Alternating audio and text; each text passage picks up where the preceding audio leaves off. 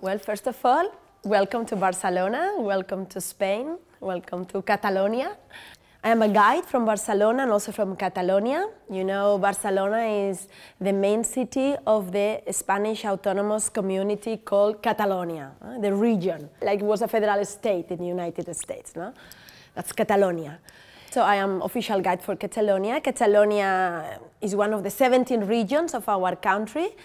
We are in the northeast of Spain, bordering with France in the north, bordering with another autonomous community called Aragon on the west. And in the south, we border with Valencia, with the autonomous community of Valencia.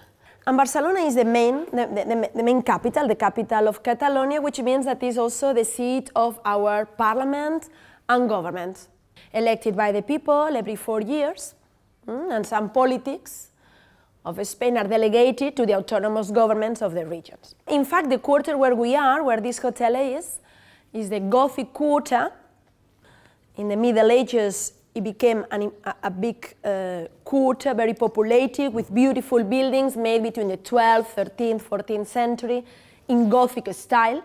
That's why it's called the Gothic Quarter. Yeah? And it has always been the political and religious center of the city, because it's the quarter where we find, then we have the former king's palace, so political buildings, yes, but we also have buildings related with the church. So Barcelona is the capital of Catalonia. Catalonia has about 7 million inhabitants,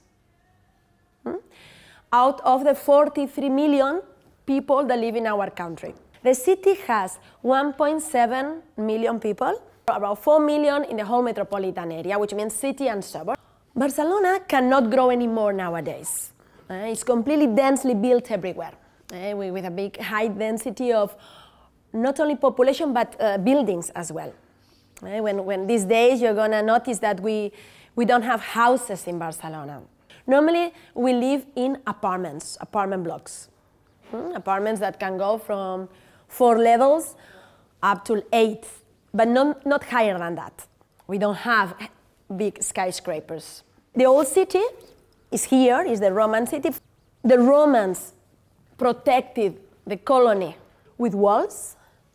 But then in the Middle Ages, that the city lived a period of prosperity and growth. It was the capital of the Kingdom of Aragon, the seat of the kings, a very, very remarkable port city in the Mediterranean Sea.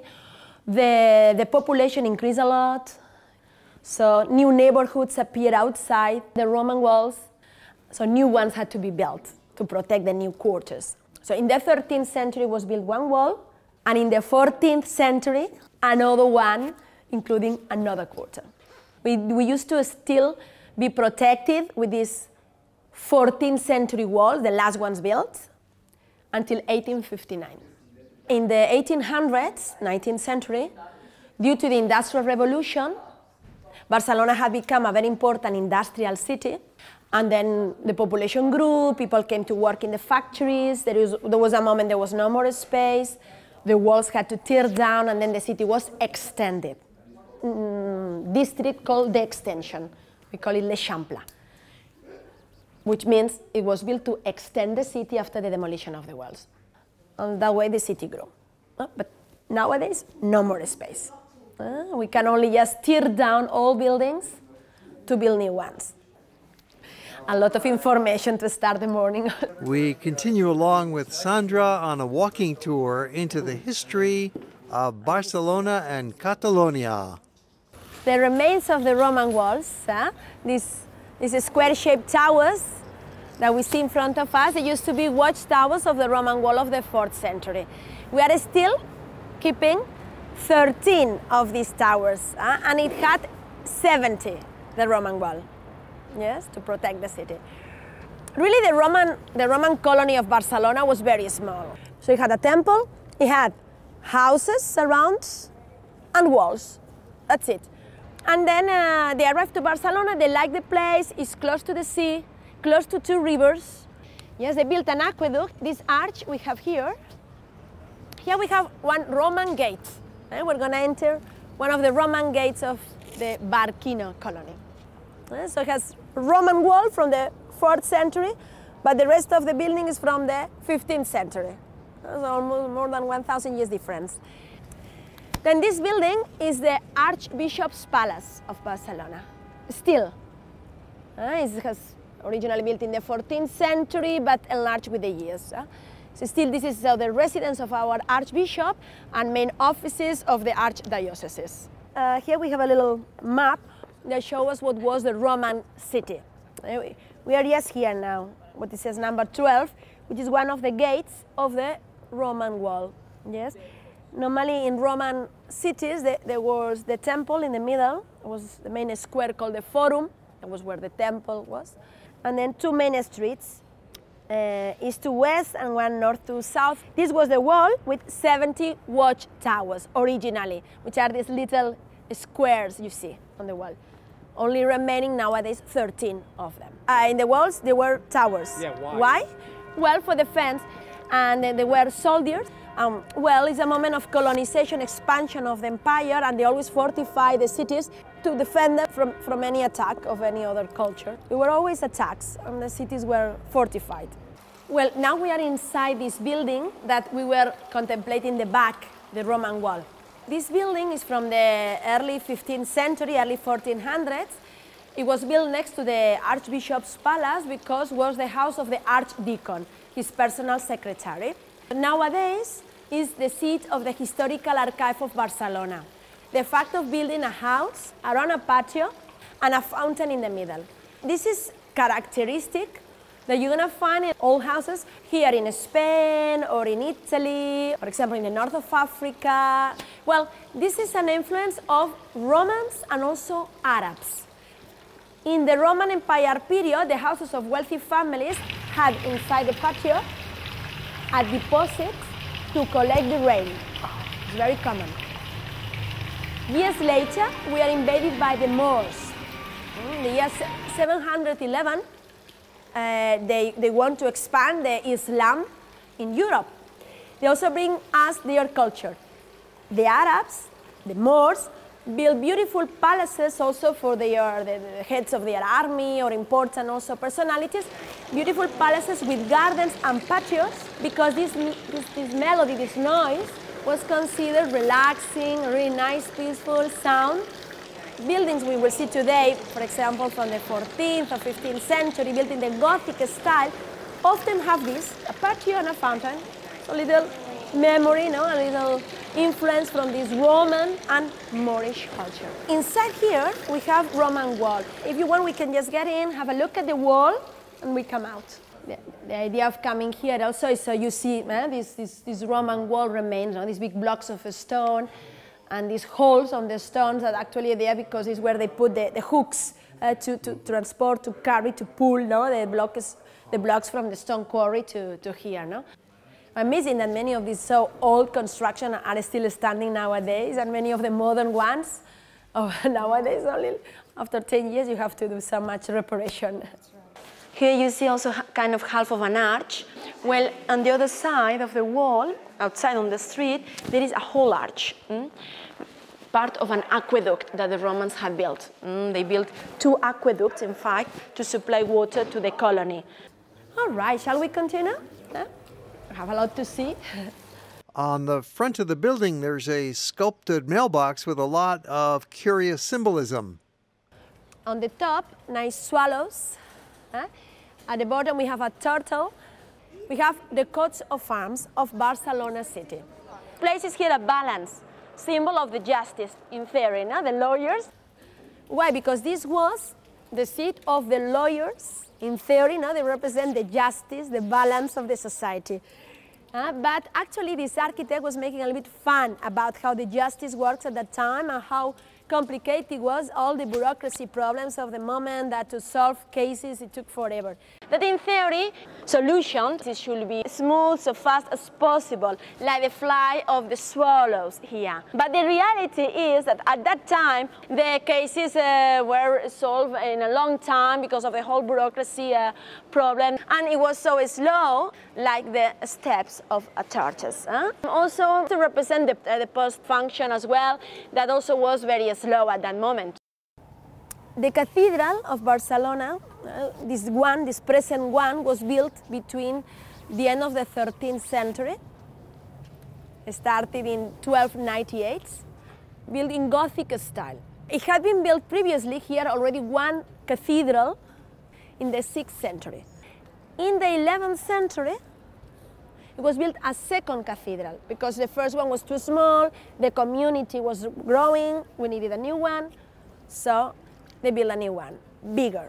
And then this one was built between 1298 and 1453, much bigger than the previous ones, and besides being consecrated to the cross, was also consecrated to a saint called Eulalia, Santa Eulalia. So the present name of it is La Catedral de la Santa Cruz y de Santa Eulalia, so Saint Eulalia's and the Holy Cross's Cathedral. Cathedral, the word comes from cathedra, Latin word for seat. A cathedral is the seat of the bishop. In Barcelona, for example, we have 74 churches, Catholic churches. Yes? We don't practice so much the religion nowadays, but in the past the society was very, very faithful. Then 74 churches, but only one cathedral, only one has that name, because this is the seat of, in this case, our Archbishop.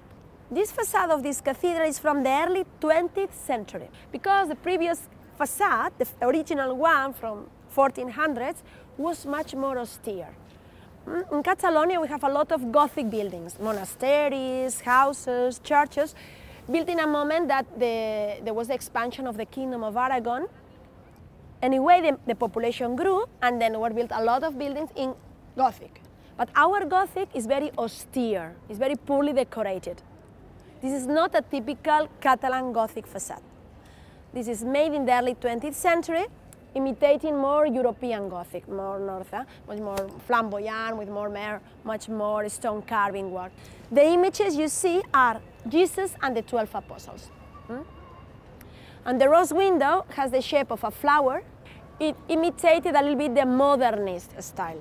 Well, this is the back of the cathedral. It's very nice to notice of these buildings from these churches or cathedrals of the 1200s, 1300s, how since the society was very religious and very superstitious, they were afraid of being tempted by the devil, by the bad spirits. Normally, these buildings were protected with gargoyles, because these figures are protecting the building from the bad spirits. They scare them away with funny faces. We sat down at the palace of the Spanish Viceroy, who was the king's official envoy back in the 16th and 17th centuries. It's always good to take advantage of a bench when you find it. We don't have many in this city. This building where we are now, this is a building that's made in the early 1500s. It's not really considered Gothic anymore, it's considered Renaissance-style building. Well, it becomes in fashion after the Gothic, no? And it's much more decorated, no? And especially it's very successful in Italy.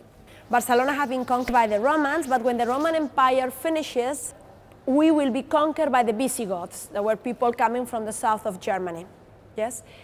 The Visigoths will be expelled by the Moors in the year 711. The Moors extend the Islam in the whole Iberian Peninsula.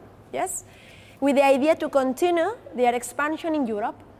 But in the Pyrenees, which are the mountains between France and Spain, there will be a Frank emperor called Charlemagne that will stop the Arabs there in the Pyrenees and will expel them from the north part of Catalonia, which is where we are, in the north half. Yes, that's in the year 801, 90 years after they had arrived to our country. There is a city called Tarragona, part of Catalonia, that was 400 years occupied by the Arabs. Or Valencia, another city a bit more south, was 500 years. Or Granada, in the southeast of Spain, a beautiful city, Granada, in Andalusia, was 700 years part of the Arab Empire. So we are in a country that really has a big influence of the Arabs, especially in the architecture, but about more in central south of Spain. Here in Barcelona, we don't have traces of the Arabs because they were very short time. And Charlemagne re-Christianized Catalonia, and then he divided our little land in counties. These counties, with the time, will declare independent from the Frankish Empire, will join under one lord, the Count of Barcelona, yes, and then they become an independent country, yes. Aragon, meanwhile, was another Christian territory here in the north of Spain that had also expelled the Arabs, had stood up as a kingdom, the Kingdom of Aragon. Thus the Kingdom of Aragon joined with Barcelona. They will expel the Arabs from Tarragona, which is the south of Catalonia, from Valencia, from Mallorca. They were also part of the Kingdom of Aragon, which is all the northeast part of Spain. In 1469, the King of Aragon, Ferdinand I, will marry a queen, Isabel I from Castile. Have you ever heard of this story? Yeah? These kings will be very, very important in the history because these kings join two crowns, Aragon and Castile, join Spain, actually. Barcelona is in the northeast of Spain, far away from the rest of the cities. They won't choose Barcelona as a royal seat, no. In 1500s is Madrid the city that will be chosen as the permanent seat of the Spanish monarchy. But I mean with that Barcelona was never again a royal city. That in the period of the Kingdom of Aragon, this was the seat of the kingdom. And now I'm going to show you the king's palace, it's next door. But after the wedding, never again. And then they sent to Barcelona a viceroy, a person that represented the rights of the kings in Barcelona. This was the King's Palace, built in 1506, and nowadays it's an archive. Now I'm not going to spend much more about this history, but I like to spend it to notice how, to understand when this quarter is built. It's built when Barcelona joined to the Kingdom of Aragon, and is chosen as the royal city, and it's an important port, and then there will be buildings made in 1200s, 1300s, 1400s, Gothic. After the union with Castile, here there won't be much investment made. Columbus will arrive to America. The commercial activities of the Kingdom of Spain will be concentrated in the Atlantic Ocean, commercial routes between Spain and Peru and Bolivia and Colombia, but not in the Mediterranean. And we are in the Mediterranean Sea. Our port was not used to trade with America. We're very, very far away. Now, so, poverty, a period of loss of economy came here, and we don't have very, very important buildings from the 1500s, 1600s, or 1700s. Let's continue. We want to stop much more. We continue walking our beautiful streets to see, but now we know a little bit more about the history. Well, this square where we are is called the King's Square, La Plaza del Rey. The tower was used as a watchtower by the king to go up and to see if to overlook over the sea or outside their walls, to control if there were enemies around. Originally, the royal palace had gardens in front of it. It was not so packed with buildings around it. The building will be used, part of it by the Inquisition. The Catholicism will be strongly imposed in all the territories of the Kingdom of Spain. The royal palace is also built attached to a pretty chapel, but this is a church that was built just to be a private chapel for the kings. It's called St. Agatha's Royal Chapel, and was built in the early 1300s. And it has a really nice bell tower. The bell tower finishes with the shape of a crown because it was the royal chapel. Nowadays, both buildings are the seat of the Museum of the City History. Let's continue this way, please. Vámonos. These apartments, for example, are still in use. Many people live here. Are built in 1700s, late 1700s. That with the industrialization, with the Industrial Revolution, the population in the city grows, and the city was still walled, and people came to live inside the walls. They discovered the Roman city, because when they were placing the basements for this house in the 1920s, the architect who led this construction was as well an archaeologist, and started to find old stones and started to wonder where they were from which time, and then studying, searching, so there was Roman. So here there was a Roman city. And they start excavating, so they open the building as a museum of the city history. It helps us to see how the Romans lived in Barcelona. Now we will go to another quarter. Very nice. As I was telling you before, remember, since Barcelona used to be walled until 1859, everybody lived until that year inside the walls. So this is really a part of Barcelona where we find buildings from different periods. We find Roman, we have Gothic, but then also apartments from 1700s or early 1800s, yes, and all narrow alleys. This is a quarter where a lot of young people live. In the old city, young people like to live because the apartments are quite small. It means maybe 1 bedroom, 2 bedrooms maximum, 400 square feet, no elevators in these apartments. So normally young people, although we can also find elder people that always live here, but their children already grew up and living alone. There are a lot of little shops, enchanting shops, yes, old. I'm going to show you on our visit how Barcelona recognizes the service given by historical shops to the community, business that have been open to the public for many years. Normally, they receive here on the front of the gate a board on the floor, and they tell you in which year the business was open. When you walk in Barcelona and you see suddenly a cafe, a restaurant, a shop that has this board on the front, then stop and look inside, because normally we have a really nice design, historical, old. Like on this case, this is considered the oldest shop in Barcelona because it was opened in 1761. Originally, it was a shop of a tailor. Then in 1847, it changed owner and then became a candle store. And that's what it's still nowadays. Since 1847, it's a candle store. Really, there are a lot of nice little historical businesses in the city. Here there is also in Catalonia a big tradition of chocolate making. At the end of the 18th century or along the 19th century, a lot of Catalans emigrated also to American colonies, and they were bringing here the cocoa, and that was consumed normally by the rich social class. Not everybody could afford to buy cocoa to make chocolate, to make chocolate, to eat it. And there is a big tradition about it, really good chocolates in our region. We have many more movies about Barcelona in our collection. Be sure to look for them.